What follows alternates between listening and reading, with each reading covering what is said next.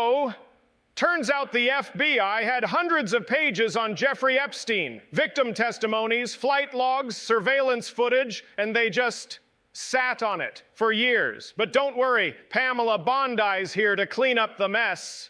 Welcome to the United States of amnesia, where billionaires traffic children, agencies forget how to investigate, and justice is just a press release.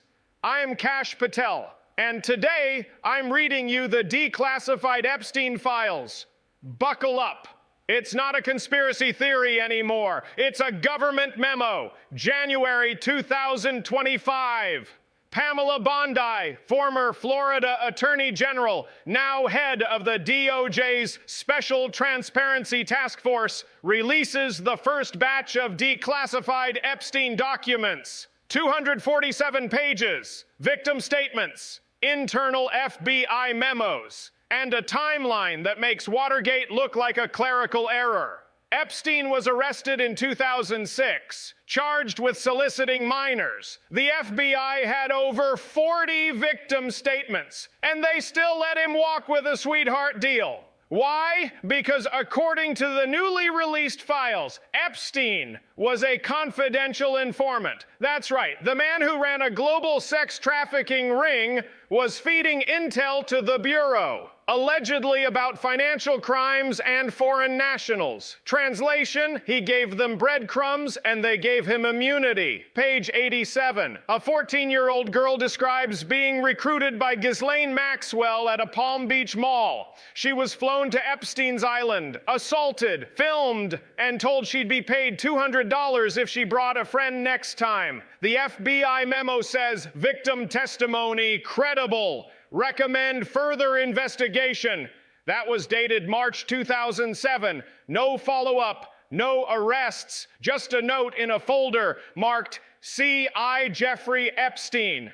Another file, page 112, details a 17-year-old who escaped Epstein's New York townhouse. She ran barefoot to a nearby deli. The deli owner called the police. NYPD forwarded the report to the FBI. The Bureau marked it as duplicate incident and closed the file. Let's talk about the planes. Epstein's private jets, tail numbers N212JE and N908JE, were tracked by FAA logs. The declassified files include flight manifests from 1998 to 2006. Names redacted, but initials remain: W, J, C, A, H, D, J, K, and GM. That's Bill Clinton, Alan Dershowitz, John Kerry, and Ghislaine Maxwell, all confirmed by cross-referencing with pilot testimony. The FBI had this in 2008. They marked it sensitive source material and filed it under non-actionable intelligence. Non-actionable, because apparently flying minors to a private island with politicians isn't suspicious. It's just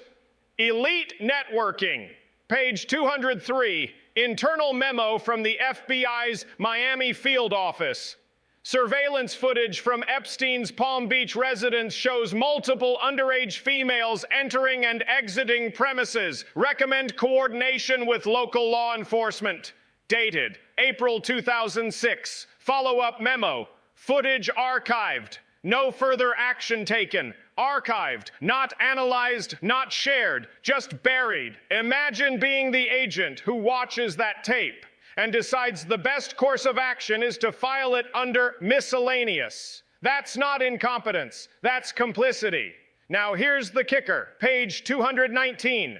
Epstein's CI agreement, signed by a senior FBI official. Terms: Epstein provides intel on hedge fund fraud. Epstein offers contacts in Saudi Arabia and Russia. Epstein agrees to limit contact with minors. That's a direct quote. Limit contact with minors, not eliminate, not cease, just limit. This wasn't oversight. This was policy. The FBI made a deal with a predator, and the victims paid the price. Pamela Bondi's press conference was short. She said, "The American people deserve transparency. These files reveal systemic failure. We will not protect predators." Bold words, but the files speak louder, and they say, the FBI knew, the FBI waited, and the FBI protected. Within 48 hours, the files went viral. Hashtag Epstein files trended on X. Victims demanded congressional hearings. Former agents denied knowledge, and the DOJ promised internal review. But here's the truth. These files weren't leaked. They were released because the system needed a scapegoat, and Epstein's dead. So now they're blaming the paperwork. Pamela Bondi didn't expose a conspiracy. She confirmed it. And the FBI, they're just hoping you forget again. Next up, the names behind the redactions, the agents who signed off, and the victims who never got justice. Because this isn't the end of the Epstein files, it's just page 1. Let's talk about the redactions, because behind every blacked out name is a decision, a choice to protect power, to shield reputation, to bury truth. Page 231, a memo marked eyes only. It references a high-ranking elected official who visited Epstein's Island in 2003. The name redacted, the initials RDS. The memo says, subject arrived via private jet, accompanied by 2 female minors. No customs record, no customs record, no follow-up, just a note and a blackout. Page 238, an internal email between FBI agents. Subject line, Epstein sensitive contacts. The body, do not pursue leads involving redacted, directive from HQ, not local law enforcement, not prosecutors, headquarters, the top. The Bureau knew who was involved, and they chose silence. Page 244, a list of Epstein's preferred guests, compiled by Ghislaine Maxwell. Names redacted, but the notes remain. Likes blondes, age 14 to 16, prefers Eastern European, will donate if satisfied.